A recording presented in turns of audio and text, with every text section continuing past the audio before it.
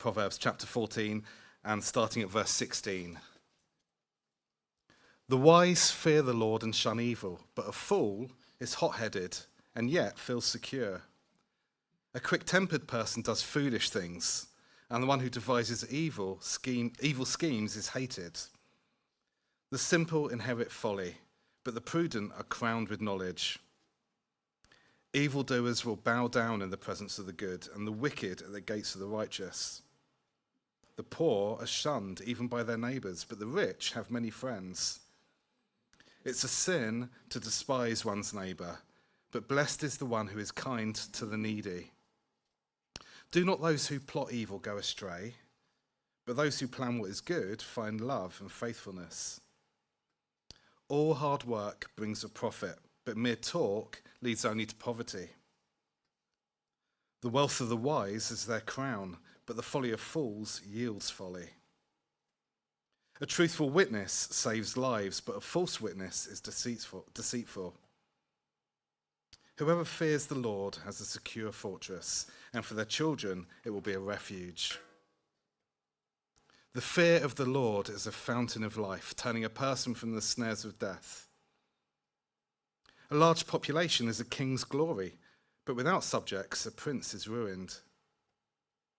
Whoever is patient has great understanding, but one who is quick-tempered displays folly. A heart at peace gives life to the body, but envy rots the bones. Whoever oppresses the poor shows contempt for their maker, but whoever is kind to the needy honours God. When calamity comes, the wicked are brought down, but even in death the righteous seek refuge in God. Wisdom reposes in the heart of the discerning, and even among fools she lets herself be known. Righteousness exalts a nation, but sin condemns any people. A king delights in a wise servant, but a shameful servant arouses his fury. You join us this morning in this series in Proverbs. Turn back to Proverbs chapter 14. And as Caroline said, Nigel, our pastor, is away for the next 4 or 5 weeks. And so a few of us from church are going to be continuing in this book. It's a book which, in some ways, should come with a health warning. We've seen over the last couple of weeks already that Proverbs is written to show God's people how to live wisely in a broken world. And so it should come with a health warning because of the content. We've already seen, last week we thought about warnings against adultery and the dangers of overvaluing or undervaluing sex as our world does. And as we go through the next few weeks, we're going to see some other difficult topics as we think about this morning, anger and pride and envy. It's a book which, because it's written to deal with the messiness of a real world, it doesn't shy away from that. It leans into that. And so as we read, we're going to see some great pictures, but also we're going to see some real challenge as we think about the areas of our own lives where we struggle to live wisely and to make sensible choices. But it's also a book which should come with a health warning because of the structure, not just the content, but also the structure. Here's a kind of breakdown of the book of Proverbs.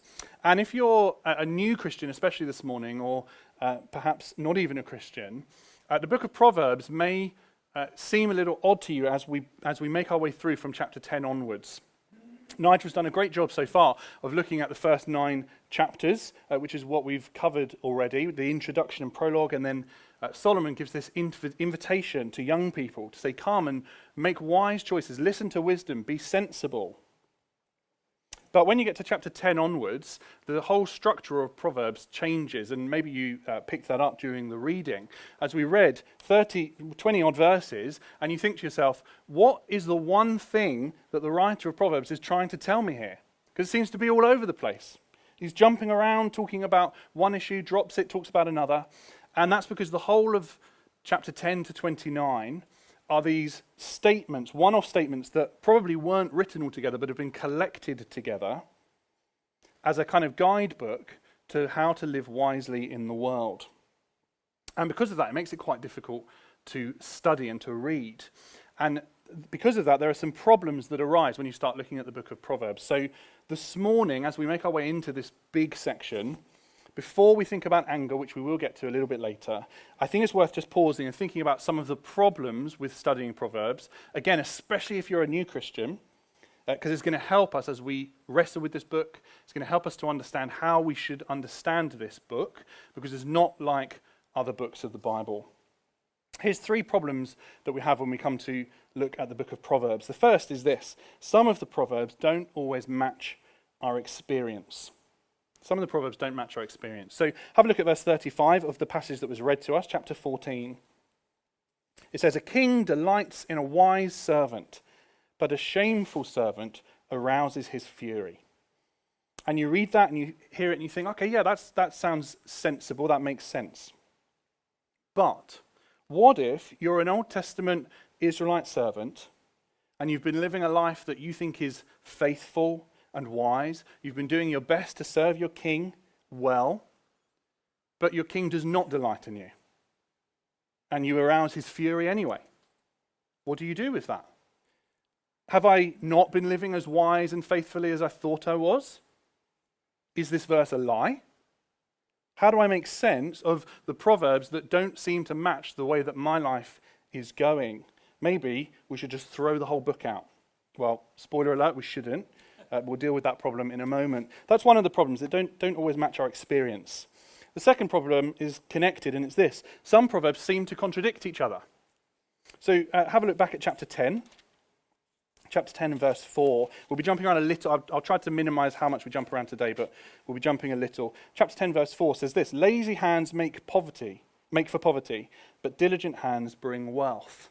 And again, you think, does that match my experience? Okay, fine as a principle, but what if you've worked hard your whole life and you've got nothing to show for it? But then you get to chapter 10 verse 22, and it says this: "The blessing of the Lord brings wealth without painful toil for it." Another translation says, "The blessing of the Lord brings wealth, and painful toil can add nothing to it." In other words, if you succeed in life, it's because God has blessed you, not because you worked hard. But hang on, verse 4 said, if I work hard, then I'll get lots of money and I won't be poor. How do those things fit together? Seems to be a contradiction. Does that mean that we just shouldn't trust this book and it's not God's word? Well, again, we'll think about that in a moment. And then the third problem is this: the Proverbs aren't grouped together by topic. And we saw that as we read earlier on. So when it comes to thinking about anger this morning, and I scoured through the whole of the book to think, where is the anger bit? But there isn't one. And that's the same for all of the rest of the Proverbs, and we'll think about that in a moment. So firstly, some of the Proverbs don't match our experience. This is a really important point to note, and if you don't go away with nothing else from this morning, I'd like you to take this away as we look at the rest of the Proverbs for the next 5 weeks. Proverbs are not promises. It's a really important thing to get our head around. The Proverbs are not promises. When you read a single proverb in this book, it is not a hard and fast, absolute promise from God that will always come true. Proverbs isn't written that way. It's not claiming to be that. It's really important that we realize the Proverbs are written to describe the way that the world usually works. They're not hard and fast promises from God. So if you see one and you think, that matches none of my experience, I've experienced the entire opposite, it doesn't mean that it's not God's word. It just means that you're the exception. And we'll think about that in a few moments. But at the same time, and this is a really important counterbalance, Proverbs are not probabilities. They're not probabilities. So when we say that they are how the world usually works, that is not to say that it's random chance. If you're a servant who lives wise and faithfully, 80% of the time you'll please your king. That's not what Proverbs is trying to say. Because if that's true, it reduces trying to live wisely in the world to a kind of risk-benefit analysis. How likely is it that God will bless me if I do X over Y? And that isn't how Proverbs wants us to think. Instead, they are principles. They're not promises and they're not probabilities, they're principles. In other words, God has set the world up to work in a certain way. It's not just the random roll of a dice, and most of the time this happens. The reason that most of the time this happens, if a proverb says something, is because that is how God has set the world up to work. But we live in a broken world that's been spoiled by sin. And so at the same time, we see the influence of sin on life. And so that's where the contradictions come from, if we think about that second problem. The contradictions in Proverbs are not contradictions at all. They're the exceptions. That's the point. They're the exceptions. We have this concept in English. We say the exception proves the rule. If a human being claims something as 100% fact all of the time, absolutely true, never wrong, you would do well to pause and to think about it for a moment. Because usually life is nuanced and balanced. And that's what Proverbs says. The contradictions that we seem to see are not contradictions, but rather saying, this is how the world usually works, but don't forget, sometimes it works like this instead. That's the reality of living in a world that God has set up with order, but that has been broken by sin and evil. I think Keller's particularly helpful on this. You might know Tim Keller, a Christian speaker. He's got this. The quote should appear in a couple of slides. Keller says this: only taken and fitted together, with each one modifying the others as parallel clauses do the Proverbs yield a full, multidimensional picture of a particular topic. Proverbs then give up their meaning only cumulatively. No one saying gives you the whole picture. You cannot take a single proverb and say, this is a promise from God, why has it not come true? Keller says the Proverbs are like a massive jigsaw. And if you want to understand what Proverbs says about marriage, you have to take each of the Proverbs about marriage as a single piece of the puzzle, and you have to put them together. That's what we'll be doing this morning as we think about the topic of anger. Now, you might rightly ask, okay, great, but why aren't all the pieces next to each other? Life would be a lot easier for us if we could go to chapter 11 as the marriage chapter of Proverbs and say, here's the marriage puzzle. What does it look like to live wisely in marriage? Or chapter 12 as anger, or chapter 13 as lust. Just to continue that analogy of a jigsaw, Proverbs is a little bit like one of these pictures on the screen. If we go to the next one. Maybe you've got one of these at home, one of these puzzles, or maybe you had one when you were a child. It's one of these 4-in-1 jigsaws. Here's a Disney princess one. We have one a bit like this. You get the box, you open it up, and inside are these sealed bags. And you open up the sealed bags, and each one is a separate puzzle. And you put the puzzles together. And me, being the type A kind of person that I am, just before my children begin to pick them up and throw them all back in the box, throw out my hand and say, no, we're getting some sandwich bags. And we get sandwich bags, and each of the puzzles goes back into their own bags, and they get tied up or zipped off, put back in the box. And then next time when we come to do the jigsaws, everyone is in its own neat little bag. And as humans, that's what we want Proverbs to be. We'd love it if chapter 10 were the marriage bag, and chapter 11 was the sex bag, and chapter 13 was the pride bag, and we could go there and we could see what it means to live wisely. But I think the point is, it's a very important reason, the problem is that if Proverbs were like this, we would be tempted to think that we could do the same thing with our own lives. That we could think about how we act in the workplace, completely separately to how we live in church, completely separate to our relationship to money, completely separate to how we parent, and so on. And Proverbs says, no. Life in a messy world is not like that. It takes all of the jigsaw pieces and it throws them into the box. And the problem for us then, over the next 5 weeks, for me and Daniel and John, is to try to pull those pieces back together and show you what Proverbs has to say about that topic. So we're going to do that this morning with the rest of our time. We're going to think about anger this morning. What does the Proverbs jigsaw have to say about the topic of anger? And I actually want to slightly broaden that definition to think not just about anger, but we're also going to think this morning about hate. Anger and hate. Proverbs uses no less than 8 or 9, probably more, but no less than 8 or 9 different Hebrew words, sometimes translated as anger, sometimes translated as hate or detest. And it gives us these great pictures of what anger can do in our lives. In the Bible, anger and hate are linked together. If you go right back to the beginning of the world, the first murder that takes place, Cain against his brother Abel, and Genesis tells us that Cain murdered his brother because he was angry with him. But then later, the New Testament tells us that Cain murdered his brother because he hated him. Often, we get angry about the things that we hate. And Proverbs has a lot to say to us about that this morning. We're going to think briefly about 3 types of anger that we see in the book of Proverbs. 3 types of anger. The first is this: the righteous anger of a just king. The second is the contagious anger of a hot-headed fool. And the third is the shameful anger of the exposed wicked. The righteous anger of a just king, the contagious anger of a hot-headed fool, and the shameful anger of the exposed wicked. And as we look at each of these, our plan this morning is to try and illustrate them through the life of the Lord Jesus. So we'll look at the Gospels and see how these angers show themselves, and then to apply them to our own lives and to think about what they mean for us today. So first of all, the righteous anger of a just king. There's a few Hebrew words that are used in Proverbs for this. We're going to learn quite a lot of Hebrew this morning. Hopefully that'll be helpful for people. But flip back to Proverbs chapter 28, all the way forward, to chapter 28. In Proverbs, we get these characters that show up. For example, you might have heard of the fool, and we'll look at him in our second point. But we have this character of the king, the leader of God's people. It's probably talking mostly about Solomon, or David as his father, but it's also a picture of the general ruler of God's people and also of God himself.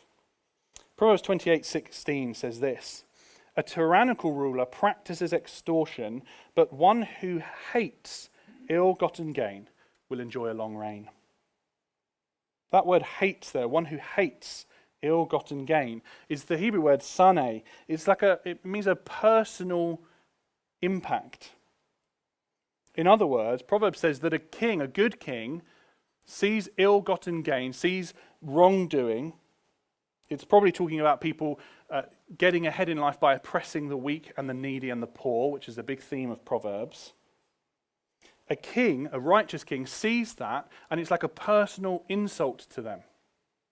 But they see the wicked being, the poor being oppressed, and the king recoils and thinks, that's disgusting to me, I don't want to see that. Then it goes further and uses another word, ka'as. This has a sense of kind of a provocation. So it's like a poking that creates an intense emotion that causes some action. So Proverbs 17, for example, this isn't speaking about a ruler, it's speaking instead about a parent. It says, a foolish son brings grief to his father and bitterness to the mother who bore him. That grief there is like a provocation, that it is a personal insult to you that causes you pain and causes you to kind of pull back, as if you've had a physical pain from this thing happening to you. And then lastly, a Hebrew word is evrah, which is used in the passage that we read this morning, chapter 14, verse 35. Just turn back there again. A king delights in a wise servant, but a shameful servant arouses his fury. This word, evrah, has a sense of kind of an overflowingness. Now, that's not always in the context of an outburst. It is used to describe humans as a kind of reckless outburst, that someone does something to you and you're so angry that you just lash out. But it's also used of the righteous king and of God himself in this sense of a measured overflowing.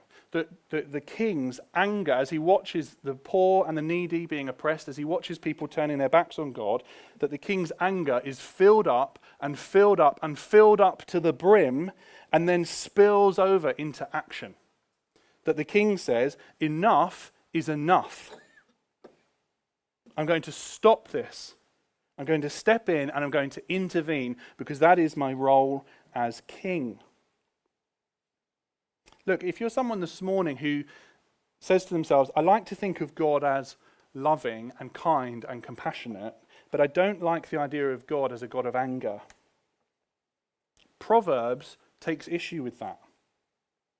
Because if you have a king who is never angry, then you have a king who will never do anything about sin or oppression. You have a king who is unable to protect the poor and the needy. The king, a righteous king, sees wrongdoing and eventually reaches a point where he says, no more. And that is what God does.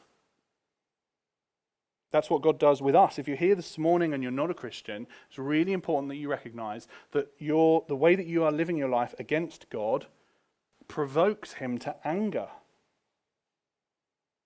But it's a righteous anger of a just king, and it's an anger that God has done something about. Think about how we see this shown in the life of Jesus.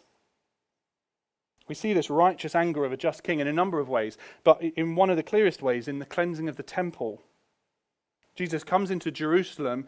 He's preparing to go to the cross. He comes into Jerusalem for Passover. He visits the temple. And in the temple courts, the outer temple courts, where the Gentiles and the outsiders are supposed to be able to worship God, he sees that the Jewish people have turned it into a marketplace. That they've made a money-making machine out of the place where people should be allowed to worship God who are outside of his people.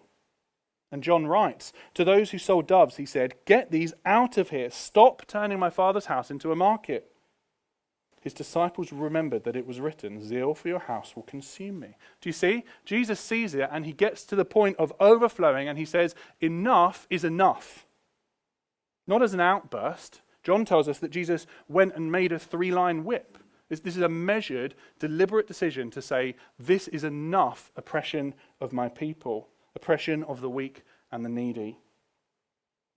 It's the righteous anger of a just king. But then what happens next? What happens next? Matthew tells us, immediately after Jesus cleanses the temple, the blind and the lame came to him at the temple and he healed them. You see, this anger is necessary to deal with the problem that is in the way of blessing and refreshment coming to the people. And that's the same for us. God is angry at our sin, but he has made reconciliation. He has dealt with it at the cross, and he has made it so that people can come and know his blessing. Just as we finish this point, let me share one of my favourite Proverbs with you. Proverbs chapter 19, verse 12. A king's rage is like the roar of a lion, but his favour is like dew on the grass. Some translations say instead of the roar, it's like the growling.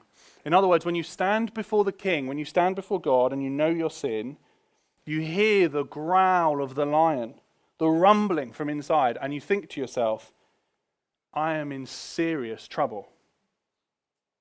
And yet, at the cross, God has done everything needed to deal with our sin, to take his anger away, and so now we can know the reality that his favour is like dew on the grass. It's refreshment and blessing. It's coolness on a hot summer's day. It's the righteous anger of a just king. That's the first kind of anger that we see in Proverbs. But there's a second, and it's this, the contagious anger of a hot-headed fool. The contagious anger of a hot-headed fool. In Proverbs, you get these characters who show up. We've seen a few already. We saw the adulteress last week. We have the king that we've seen. But one of the biggest, one of the most famous is the fool. The fool. And you may have heard before, the definition that Proverbs gives for the fool is that the fool says in his heart, there is no God. Now, it's important to notice that that is a heart position, not a head position. In other words, if you are someone who believes that God exists, that does not stop you necessarily from being a fool. The fool is someone who says in their heart that there is no God. In other words, it's a person who lives without reference to God. Whether they say that they believe he exists or not, it's about your heart position. And Proverbs has a lot to say about the anger of a person who lives without reference to God. Verse 21 of chapter 14.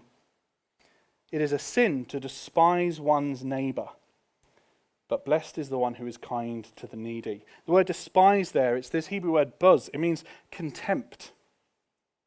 In other words, it's less about recoiling from pain or personal injury like Sane, but it's more about kind of, Despising one's neighbour means to see another person who is not like you and to think, why are you there? I was happy living my life, forgetting that people like you existed. Why are you there reminding me that there are people like you in the world? That's the sense of this contempt. But then Proverbs goes further and uses this phrase to describe them, katsaruach. 14 verse 29 says, whoever is patient has great understanding, but one who is quick-tempered displays folly. That quick-tempered, if you know any Hebrew, you'll know ruach means spirit or breath. And the idea here is that this is a person with a short spirit or short temper. In other words, they have a short fuse. If you live without reference to God, you need to be in control of your own life. And if anyone gets in your way, then you will be very quick and very short-fused to cut them down and to get them out of your way. It's this contagious anger of a hot-headed fool. And then Proverbs uses another word as well, af. This is the word for nose. It's the Hebrew word for nose or for nostril, but it's also used to mean someone who's angry. The idea, the picture here, is of a person who is so characterized by anger that they're constantly breathing out through their nose. I've been very conscious in the last couple of weeks of catching myself when I've been doing this. That you're just so angry all of the time that you're just huffing like. You become a kind of nostril person. That's the idea here. Look at verse 17 of chapter 14. A quick-tempered person does foolish things. That's the word being used here. Or verse 1 of chapter 15, a gentle answer turns away wrath, but a harsh word stirs up anger. That's the kind of thing that a nostril person does. They're just constantly breathing out harsh words through their nose. Or again, flick quite far ahead to chapter 30. I think this would be worth looking at. Chapter 30 and verse 33, and it says this. I think this is a great proverb. For as churning cream produces butter, and as twisting the nose produces blood, so stirring up anger produces strife. There's a pun here because the word for nose, af, is the same word that is used for anger. And the point that's being made is, just as if you get cream and you create motion, you stir it up, you get something out of it. It creates a product, butter. And just as if you take someone's nose and you create motion, you twist it and you turn it up and you bash it, then you create a product. Something happens, you get blood. And if you're a nostril person who goes around in your life stirring up anger, breathing out harsh words at people, then you get something back as well. A product is created, and that product is strife. It's more trouble. It's more anger. When I live my life without reference to who God is, I need to be in control, and I need to get everything for myself. So when you get in my way, I'm very angry, and I'm very quick to cut you down. But when I do that, I get in your way, and I make you angry. And then you make me more angry and you make other people around you angry. And it becomes a chain reaction, this contagious anger that spreads like wildfire of people living without reference to God, stirring each other up into conflict and strife. Now, if you are part of a family or live with anyone, then I don't think I need to do much to convince you that this is true. That when you live only living for yourself without reference to who God is, when you get in other people's way, it only makes yourself more angry and it makes other people angry as well. So let me ask you this morning, are you living life as a nostril kind of person?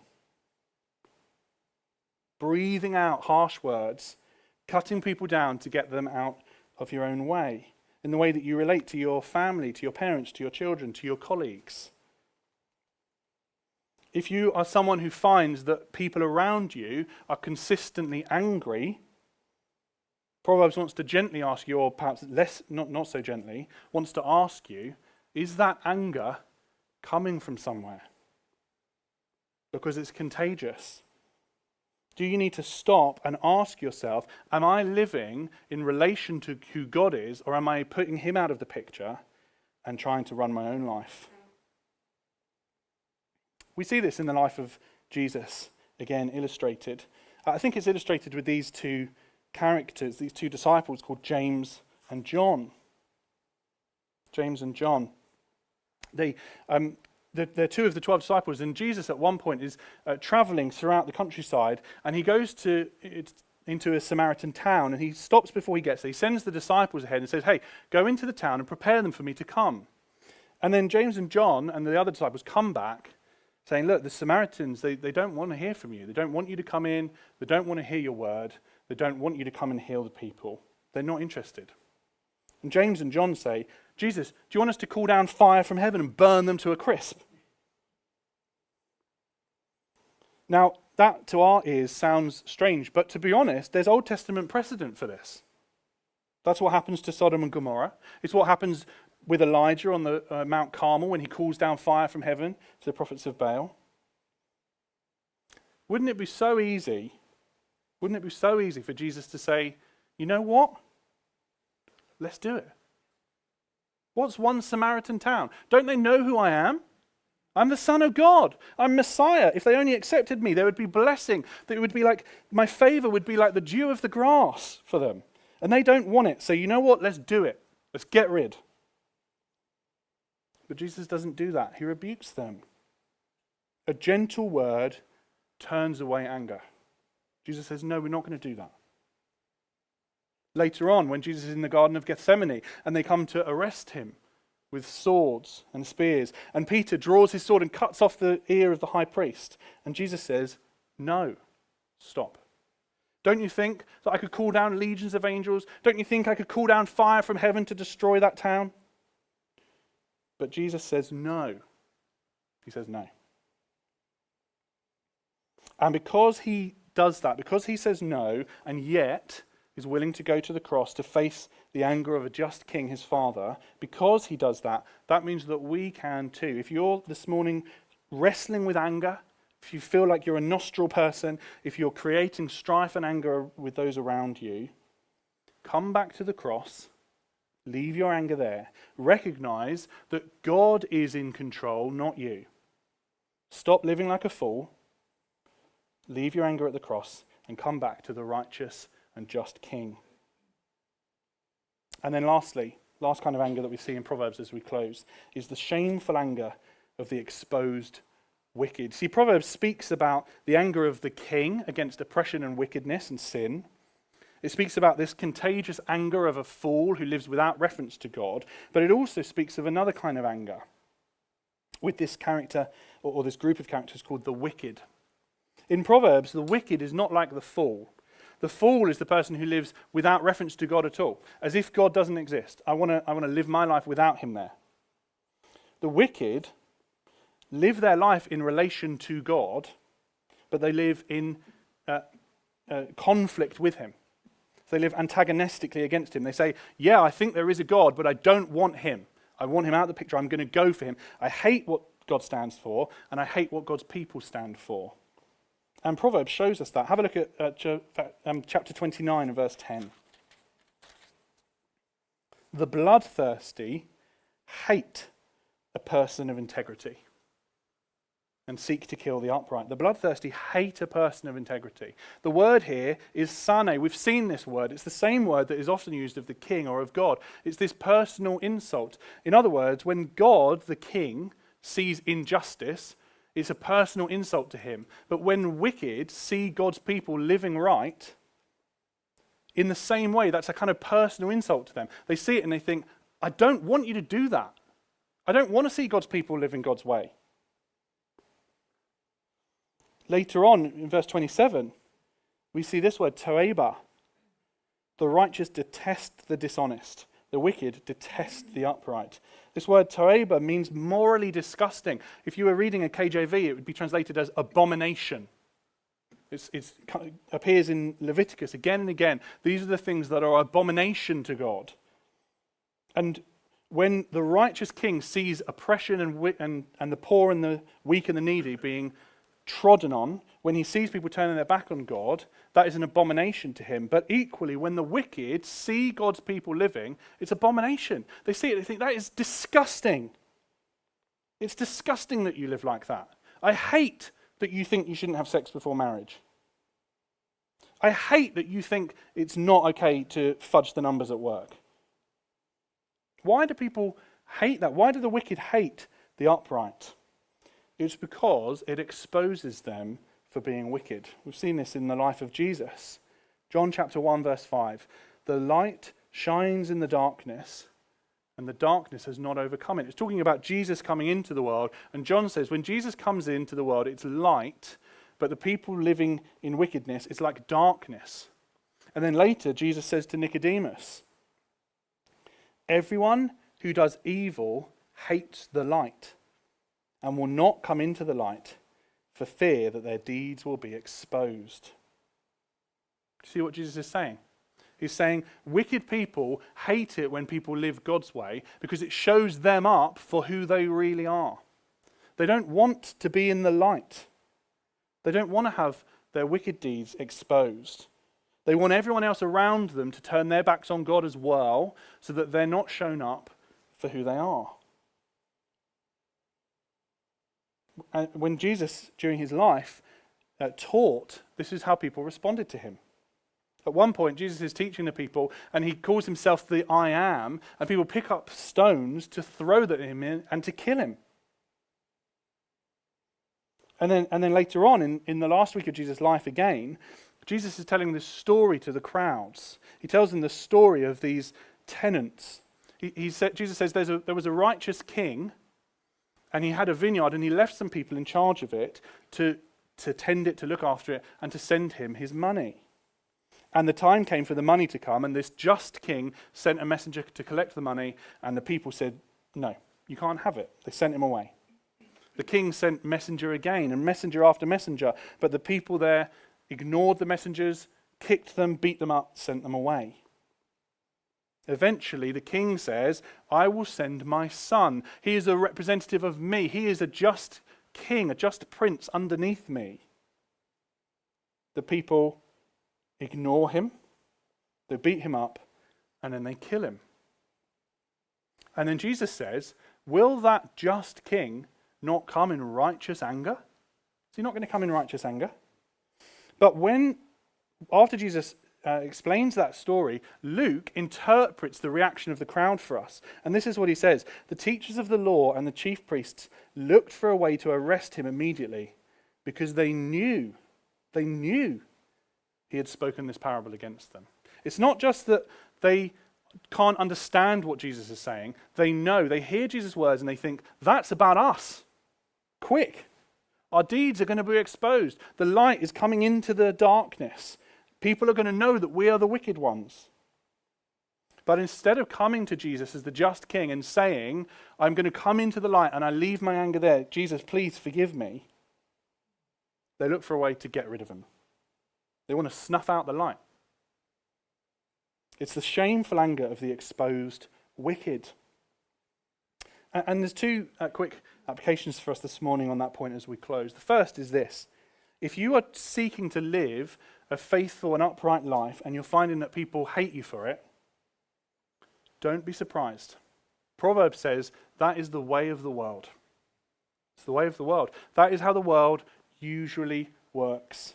If people laugh at you in the playground, if your teacher makes snarky comments about the kind of things Christians like you believe, if your colleagues think that you should do what everyone else is doing and just have a little less integrity, if your family don't understand your priorities in life or make life actively difficult for you to be a Christian, don't be surprised if people hate you. It's the shameful anger of the exposed wicked. People don't want to see you living God's way because it exposes them for themselves. But the second, and I think more challenging application is this. Be very careful that you don't become someone who is ashamed of your anger and seeks to snuff out the light rather than to come into it. If you're someone who regularly is angry after church because of what the pastor has said, if you're someone who is very defensive when someone challenges you about the way that you're living or your commitment to church, be very careful. Be very careful. Be careful not to snuff out the light that is coming. When people say those things to you, when you hear God's word, when the light comes, don't snuff it out. Don't hide yourself in the darkness. Come back to the just King. The just King, the righteous one, who has done everything to deal with your anger and has made it so that you can come and experience his blessing. The king's rage is like the growl of a lion, but his favour is like dew on the grass. Let's pray to that King this morning.